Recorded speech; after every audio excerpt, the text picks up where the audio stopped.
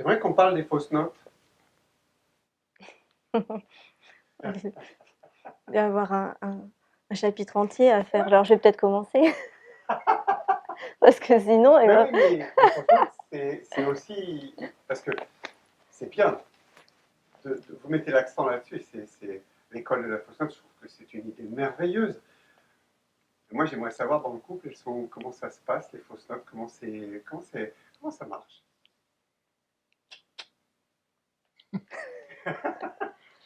ah ouais, c'est pas forcément aussi facile qu'en théorie, hein, Ouais, ou qu'en stage. qu'en stage. Voilà. Sortons du stage. Euh, Mais on a besoin, je dirais qu'on en a besoin. Enfin, moi personnellement, j'en ai besoin. C'est euh, comme le dit la vie, nous ne sommes que de passage. Donc que de passage, ça signifie pas sage aussi. C'est tout le jeu de l'existence où aujourd'hui nous vivons dans un monde où on nous a dit ah attention, c'est dangereux, attention, c'est la fausse note quoi, tu vas te blesser, tu vas t'abîmer, tu risques de perdre quelque chose. Donc on vit dans une sorte de peur de vivre, peur de la jouissance finalement. Ce sont d'ailleurs les deux grandes peurs que nous avons. C'est-à-dire cette peur de vivre, c'est-à-dire avec le risque d'être blessé, la blessure étant souvent le rejet ou l'abandon, voilà, ou l'humiliation, voilà, c'est ce genre de blessure-là. Et puis, bien sûr, la peur de jouir de la vie. Oula, c'est parce que c'est engrammé en nous profondément, ce message, voilà, de la jouissance coupable. Donc, la fausse note, elle est là, déjà. Nous sommes déjà, de facto, je dirais, parce que nous sommes vivants, nous sommes même de facto une fausse note incarnée. Parce que euh, la jouissance était considérée déjà comme étant un péché mortel si c'était uniquement ça l'objectif dans le couple, et un péché véniel, voilà, si elle était liée à la procréation. Donc un péché. Donc nous sommes des fausses notes, par nature. Et ça génère donc toute cette peur inconsciemment que nous portons dans nos histoires, dans ce que j'appellerais toutes les transmissions transgénérationnelles, voilà, qui sont engrammées en nous, dans nos gènes, de tous ces traumas, des traumatismes justement de nos mères, nos grands-mères, etc., de ces femmes qui ont été brûlées, torturées parce que justement elles ont trop joui de la vie, ou des hommes qui ont été eux-mêmes, eux aussi torturés, tués, battus, etc., parce ils ont osé vivre. Donc nous portons ça, et toute la difficulté pour moi dans le couple, c'est justement quand on va essayer de briser ça, de briser ces murs de la culpabilité, de la peur. Et la grande aventure, c'est justement d'aller chercher, encore une fois, cette liberté, les grands espaces qui, pour moi, nous sont donnés et qu'il nous faut explorer. Donc, s'user, oui, la peur de s'user, la peur de se blesser, elle est inévitable. Les fausses notes sont inévitables parce que la vie, je dirais que c'est presque un pléonasme. La vie et la fausse note, c'est la même chose. D'ailleurs, la vie, je dirais que elle a une spécialité, c'est de nous faire des croche-pattes. On n'a rien demandé, paf, patatras. Combien de fois, moi, j'ai pu entendre des histoires, un accident, voilà. La vie, elle nous fait pas de cadeaux. Voilà. Et c'est pas le but n'est pas là. En fait, le fait qu'elle nous en fasse pas, c'est ça le cadeau. Elle nous met chaque fois à l'épreuve. Parce que les fausses notes, chaque fois, lorsqu'elles nous envoient des dissonances comme ça, liées à la maladie, liées à la mort, liées à, voilà, au désir, liées à tout ce que la vie peut envoyer, qui est très vaste, et qui nous bouscule. Parce que c'est tout ça qui nous met en mouvement. Ce que dit l'ange, il nous dit, très clairement, il nous dit, je vous effraie, oiseaux endormis, pour que vous vous envoliez. Les fausses notes sont là pour que l'on se déploie. Et tant que j'ai peur de ça, tant que je mets toujours des noms, que je discute, que je mets des freins, que je calcule, que j'essaie de raisonner, que je mets du mental, Moi, j'appelle ça les ivrognes de l'existence, ivres d'assurance et ivres d'arrogance, la peur et la raison. Je les appelle ces deux ivrognes enlacés, voilà, qui titubent, ivres d'arrogance, et qui nous empêchent, qui mettent des freins à la vie.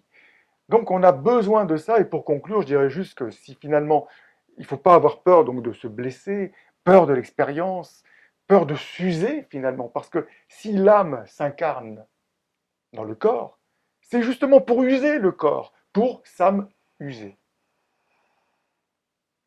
C'est toi qui as dit, je l'ai entendu dans ta bouche tout au moins, que la dissonance c'était une des plus belles harmonies. En fait, il y a une différence entre dissonance et fausse note. Il faut juste le spécifier. C'est que la dissonance, finalement, c'est une fausse note que l'on va conduire vers sa résolution harmonique.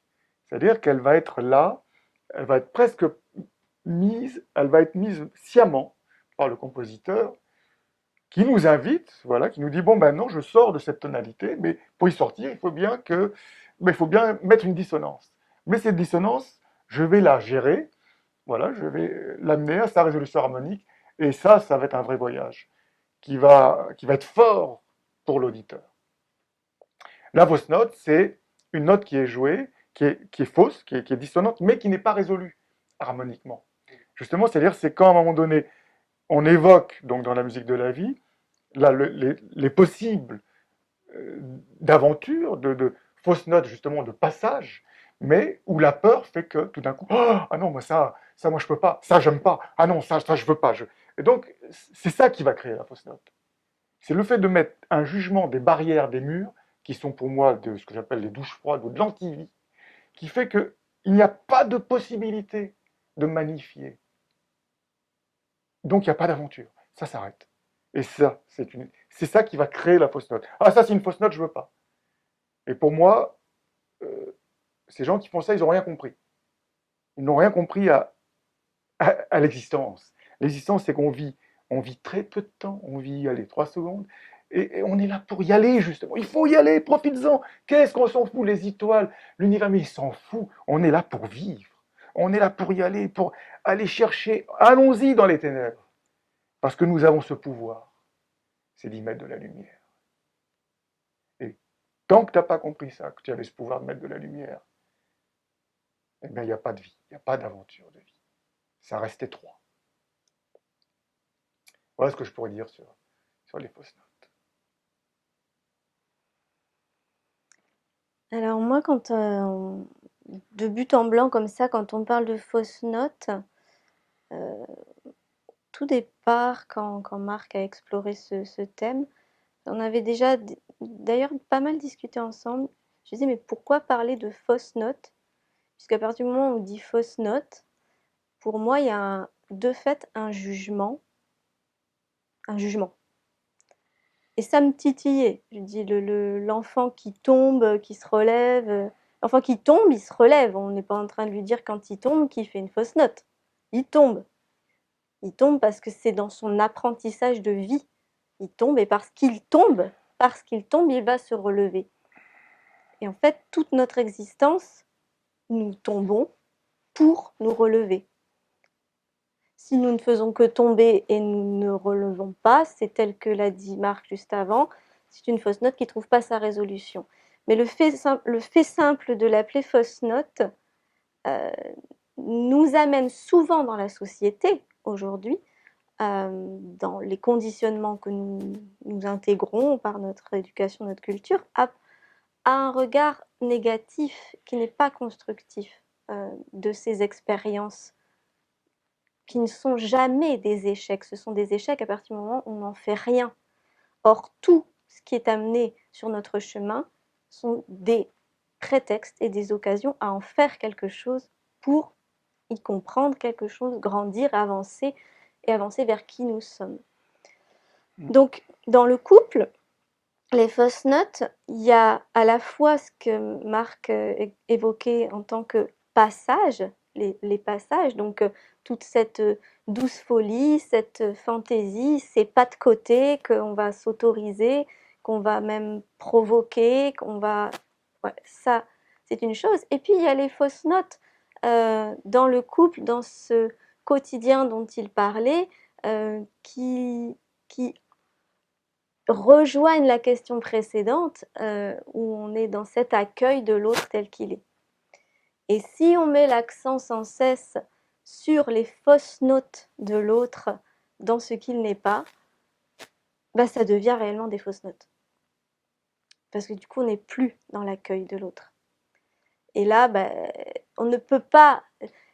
En fait, on ne peut arriver à cette résolution que si on embrasse ça avec bienveillance. Si on l'embrasse avec bienveillance et qu'on se l'exprime avec bienveillance et avec amour, ça coule.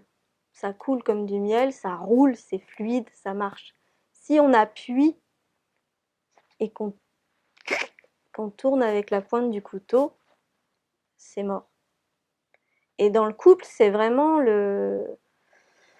c'est vraiment le travail, enfin le travail, le mot est pas juste, c'est l'ouvrage, c'est l'œuvre plutôt, c'est le travail, c'est pas, il y a un labeur, et c'est plutôt l'ouvrage, l'œuvre qui nous est demandée, parce que nous sommes des miroirs, et donc ce qui va nous être désagréable chez l'un, bien souvent nous raconte quelque chose chez nous-mêmes, et puis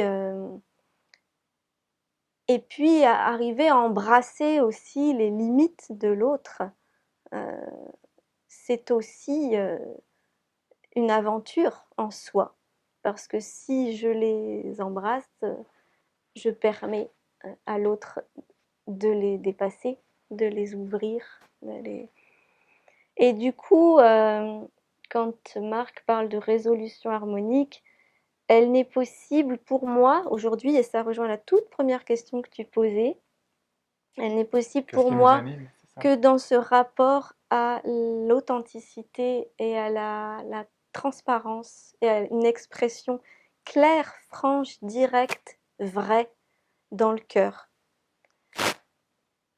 Et ça nous est accessible tout le temps. Si on le veut, ça nous est accessible tout le temps.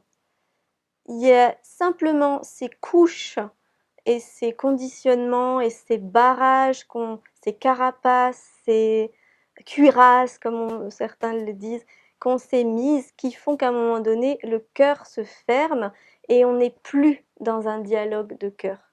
Et à partir du moment où ce sont nos schémas qui parlent, nos rôles, tout ça, on peut faire ce qu'on veut, en face, l'autre, il n'est pas prêt à entendre, et la fausse note, elle reste fausse note. Et c'est fermé, et la partition s'arrête à ce moment-là. Et on peut la réouvrir peut-être un peu plus tard. La seule porte, pour moi aujourd'hui, c'est une évidence, la seule porte possible, c'est cette ouverture de cœur. Ah oui. C'est cette ouverture de cœur qui permet tous les possibles.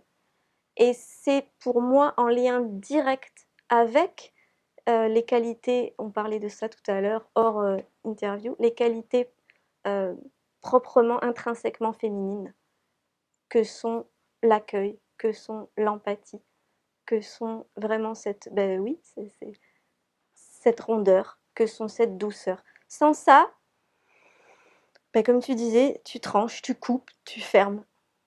Et on a beau parler d'ouverture, de grands espaces, s'il n'y a pas ça,